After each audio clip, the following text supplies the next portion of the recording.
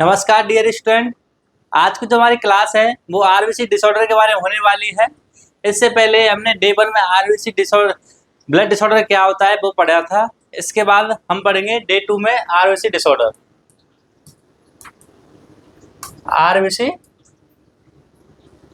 Disorder RBC disorder क्या होते हैं उनके बारे में कंप्लीट जानकारी प्राप्त करेंगे आज हम इस वीडियो में। तो हम पहला डिसऑर्डर है iron deficiency anaemia. Iron deficiency anaemia क्या होता है, क्या कॉज होते हैं, क्या रिस्क फैक्टर होते हैं, आज सारी चीजें जानेंगे अपन में। डेफिनेशन जानेंगे पहले क्या होती है। आयरन की कमी के कारण हीमोग्लोबिन का पर्याप्त निर्माण ना होने से पहले ना होने वाली एनीमिया को आयरन डेफिशिएंसी एनीमिया कहते हैं। इसका मतलब है कि आयरन की जो कमी के कारण हीमोग्लोबिन का पर्याप्त निर्माण ना हो पाता है। हीमोग्लोबिन का निर्माण ना हो पाना एनीमिया कहलाता है। Insufficiency of formation of globin, haemoglobin, ठीक है। तो उसको बोलते हैं आयरन डेफिशिएंसी एनीमिया। इसके क्या कॉज हो सकते हैं? कॉज है इसके आयरन की कमी वाला आहार, जैसे आयरन की कमी, जैसे कि आपका स्पिनच पालक हो गया, एप्पल सेब हो गया, इनको आप अपने फूड में इंक्लूड नहीं करते हैं तो आपको एनीमिया देखने को मिल सकता है, क्योंकि ये हाई आयरन वाले ये प्रोडक्ट हैं। लंबे समय तक रक्तस्राव, लॉन्ग टर्म अगर आपके ब्लीडिंग हो रही है तो आयरन की कमी हो सकती है, क्योंकि जो हीमोग्लोबिन है वो ब्लड ही हीमोग्लोबिन है। शरीर में आयरन की आवश्यकता बढ़ना, आपके प्रेगनेंसी के दौरान आपको ज़्यादा ब्लड की रिक्वायरमेंट होती है तो आपको एनीमिया देखने को मिल सकता है। आपकी बॉडी को रिक्वायरमेंट ज़्यादा आयरन की है बट आप सफिशिएंट आयरन इंक्लूड नहीं कर पा रहे हो अपने भोजन में। आयरन का एब्जॉर्प्शन का कम होना, आयरन है आपके पास लेकिन उसको एब्जॉर्प्शन नहीं कर पा रहे हो आप, तो इसके कुछ कारण होते हैं जिनकी वजह से आपको एनीमिया देखने को मिलता है। और कौन सा? Iron deficiency anaemia. एनीमिया भी काफी प्रकार के होते हैं, तो पहला था ये आयरन डेफिशिएंसी एनीमिया। इसका रिस्क फैक्टर हम जानेंगे, जोखिम कारक क्या होते हैं कि किन किन कारणों की वजह से आपको एनीमिया देखने को मिल सकता है। आयरन डेफिशिएंसी एनीमिया, बच्चों और किशोरों में बढ़ती आवश्यकता, बच्चा है, ग्रोथ होगी बॉडी में तो आयरन की रिक्वायरमेंट पड़ेगी, तो वो रिक्वायरमेंट पूरी नहीं हो पाती है, इस वजह से भी आयरन डेफिशिएंसी एनीमिया देखने को मिल सकता है। प्रेगनेंसी, प्रेगनेंसी में भी आपको आयरन डेफिशिएंसी एनीमिया देखने को मिल सकता है, क्योंकि आपकी बॉडी में फीटस पल रहा होता है तो उसको भी हीमोग्लोबिन ब्लड की रिक्वायरमेंट होती है, आयरन की रिक्वायरमेंट होती है, तो एब्जॉर्प्शन वो कर लेता है, तो मदर को आयरन की कमी तो होगी ना, तो इस वजह से आयरन सप्लीमेंट की टेबलेट भी दी जाती है प्रेगनेंसी में। नेक्स्ट है पुअर न्यूट्रिशन। जो अपने पुअर न्यूट्रिशन मतलब इसमें आयरन की आप प्रॉपर डाइट नहीं ले पाना। पुअर न्यूट्रिशन का मतलब यही है कि आप प्रॉपर आयरन की डाइट नहीं ले पा रहे हो, इस वजह से आपको आयरन डेफिशिएंसी एनीमिया देखने को मिलता है। क्रोनिक ब्लड लॉस, लंबे समय तक आपको ब्लीडिंग हो रही है, लंबे समय तक आपको ब्लीडिंग हो रही है जिस वजह से आपको आयरन डेफिशिएंसी एनीमिया देखने को मिलता है। नेक्स्ट है अपना साइन एंड सिम्टम।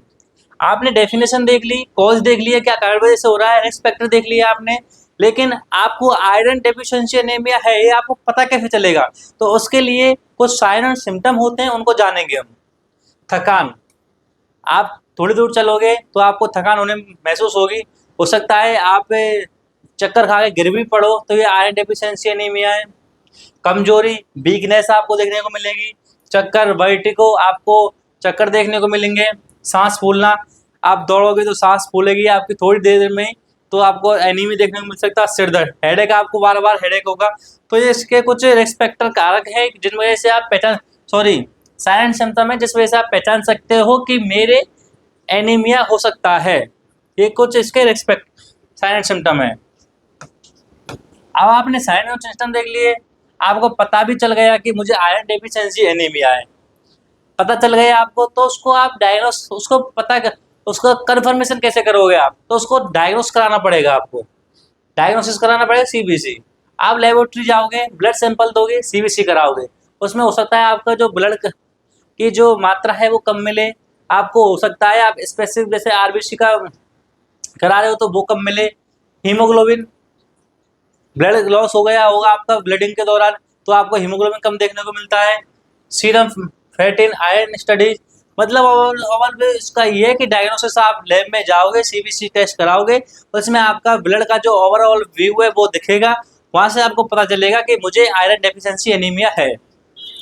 नेक्स्ट है ट्रीटमेंट एंड मैनेजमेंट एवं उपचार एवं प्रबंधन। अब आपको पता भी चल गया मुझे आयरन डेफिशिएंसी एनीमिया है, तो उसका ट्रीटमेंट कैसे करोगे आप? Iron supplement. आपको आयरन डेफिशिएंसी एनीमिया है तो आपको आयरन ही लेना होगा, सीधी सी बात है। आपको आयरन की कमी है तो आयरन ही लेना पड़ेगा। तो आयरन सप्लीमेंट आपको अपने, जैसे कि आपको नेचुरल बताऊं तो एप्पल आप अपने फूड में इंक्लूड कीजिए, स्पिनच, पालक हो गया, उनको आप ये नेचुरल हैं जो की वजह से आपको भरपूर मात्रा में आयरन मिलता है। नेक्स्ट बात करेंगे अपन प्रिवेंशन। आपका आयरन सप्लीमेंट भी ले लिया आपने, तो नेक्स्ट ना हो उसका बचाव कैसे करेंगे? Prevention, iron rich balance diet. आप अपने भोजन में आयरन रिच डाइट, मतलब जो सीधी सी बात ये है कि आप ऐसा भोजन करें जिसमें आयरन भरपूर मात्रा में हो, ये उसका प्रिवेंशन हो गया। नर्सिंग मैनेजमेंट मतलब नर्सिंग देखभाल। जो हम नर्सिंग स्टूडेंट होते हैं, नर्स होती हैं, वो आपके हॉस्पिटल में कैसे आपकी देखभाल करती हैं। HB मॉनिटरिंग, आपकी जो ब्लड है उसकी मॉनिटरिंग करेंगे बार बार कि आपकी बॉडी में कितना ब्लड है फिलहाल, कितना नहीं है, कितना कल से लॉस हुआ है, कितना इंक्रीज हुआ, सारी चीज़ें। न्यूट्रिशन एजुकेशन, आपको एक अच्छी नर्सिंग मैनेजमेंट वाली जो हॉस्पिटल में नर्सेज होती हैं वो आपको एक अच्छी न्यूट्रिशन की जो वैल्यू होती है, आपको जैसे कि आपको कौन सा फूड खाना चाहिए, कौन सा नहीं खाना चाहिए, कौन सा अवॉइड करना चाहिए, तो वो आपको एक न्यूट्रिशन एजुकेशन प्रोवाइड करता है नर्स। प्रिस्क्राइब आयरन थेरेपी की निगरानी, आपको डॉक्टर आयरन थेरेपी भी लिखता है तो उसकी भी आपको निगरानी करता है एक नर्सिंग स्टाफ कि आपने वो थेरेपी कराई या नहीं कराई। नेक्स्ट है अपना megaloblast anaemia. Iron deficiency anaemia देख ही लिया था, इसमें आयरन की कमी हो रही थी। आयरन की कमी के कारण आपको चक्कर आना, सांस फूलना और चलने में प्रॉब्लम आना, ये सारी चीज़ें हो रही थी। उसके बजाय आपने डायग्नोसिस कराया था, सीबीसी कराई थी, जिसमें आपको आपके ब्लड की कमी पाई गई थी। उसके बाद आपने आपने प्रिवेंशन किया था, उसमें क्या प्रिवेंशन में क्या किया था आपने, जैसे आयरन सप्लीमेंट्री फूड लिए थे। तो ये सारी चीज़ें आयरन डेफिशिएंसी एनीमिया में होती है। नेक्स्ट है मेगालोब्लास्टिक एनीमिया। मेगालोब्लास्टिक एनीमिया क्या होता है उसके बारे में जानेंगे हम। डेफिनेशन क्या होती है पहले इसकी।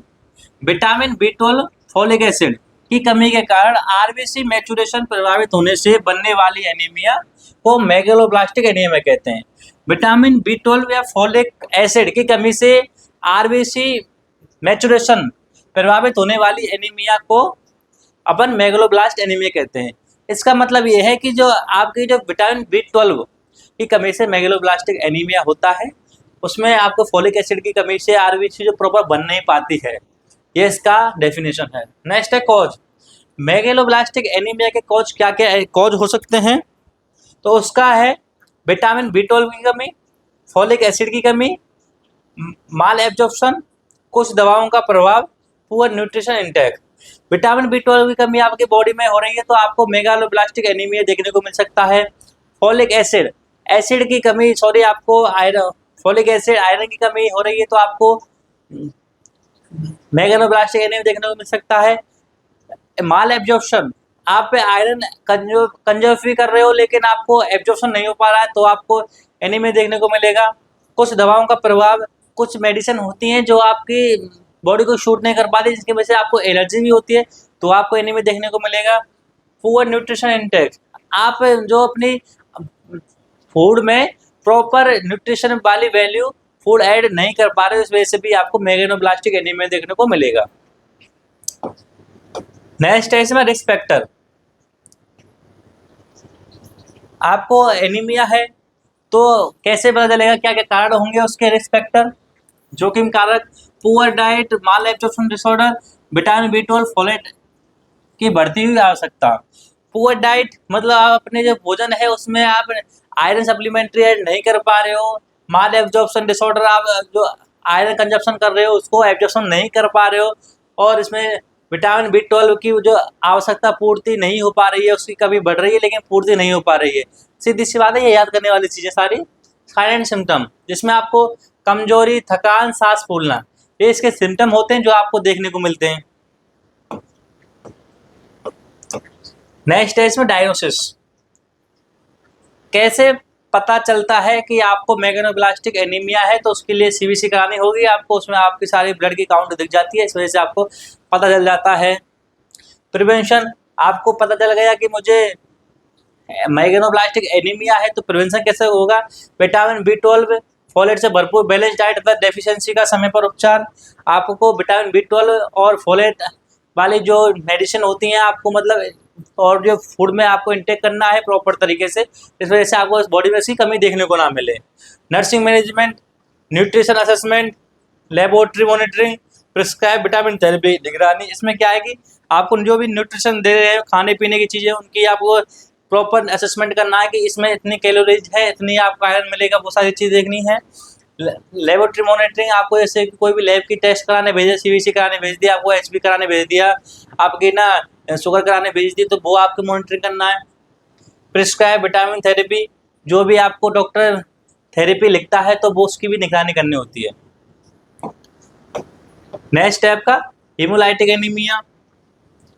हीमोलाइटिक एनीमिया क्या होता है? डेफिनेशन जानेंगे इसकी। जब आरबीसी अपने सामान्य जीवन काल से पहले टूट कर नष्ट होने लगती है तो इसे हीमोलाइटिक एनीमिया कहते हैं। जैसे अगर बात करें तो आरबीसी की 120 डेज उसकी लाइफ स्पेन होती है।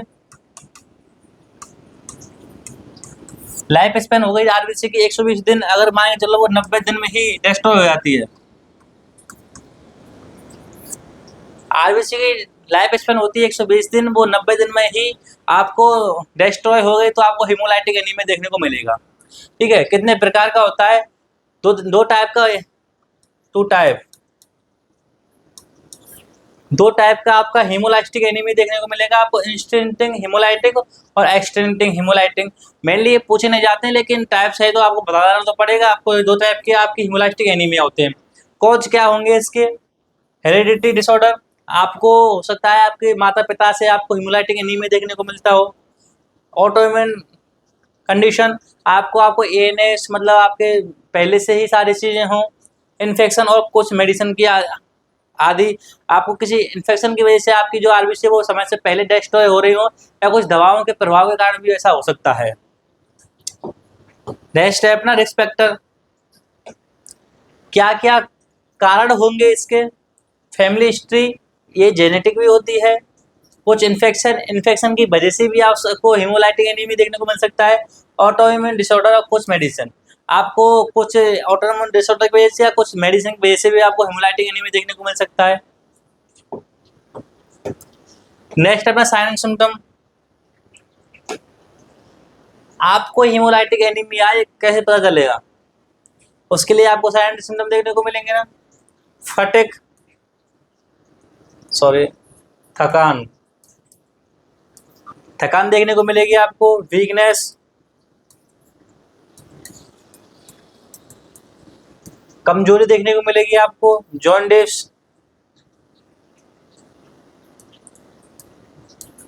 पीलिया देखने को मिलेगा आपको। डार्क यूरिन का कैसा है? तो अगर यूरिन है वो डार्क कलर का होगा। डायग्नोसिस में आपको सीबीसी करानी होगी। सीधी सी बात है, सीबीसी से आपके जो ब्लड में जो भी प्रॉब्लम है आपको सारी पता चल जाती है। ट्रीटमेंट है मैनेजमेंट में देखें तो इसका ट्रीटमेंट अंडरलाइंग कॉज पर निर्भर करता है। कुछ केसेज में मेडिसिन या ट्रांसफ्यूजन की आवश्यकता हो सकती है। ट्रीटमेंट की अगर बात करें तो जो भी एनीमिया उसके अकॉर्डिंग ट्रीटमेंट आपको देखने को मिल सकता है।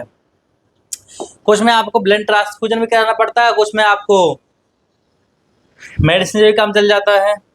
नेक्स्ट है नर्सिंग मैनेजमेंट।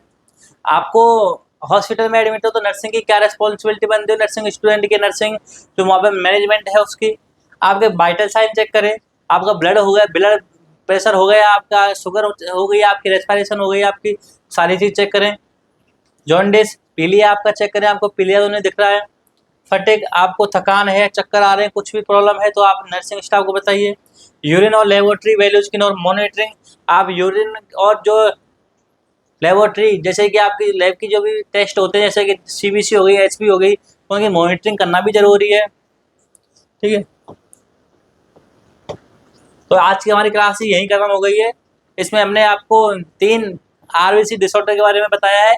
नेक्स्ट डे 3 में हम आपको जो बच्चे कुछ आरबीसी के डिसऑर्डर है उनके बारे में चालू करेंगे। तब तक के लिए वीडियो कंप्लीट देखें, क्योंकि अगर ये पार्ट आप नहीं देखोगे तो दूसरे वाला पार्ट आपको समझ में नहीं आएगा। अपनी कंप्लीट ब्लड डिसऑर्डर की सीरीज चल रही है, आपको अपने यूट्यूब चैनल पर प्लेलिस्ट मिल जाएगी, वहाँ से जाके आप सारी वीडियो कंप्लीट देखें डे बाई डे के हिसाब से। थैंक यू और मिलते हैं नेक्स्ट क्लास में।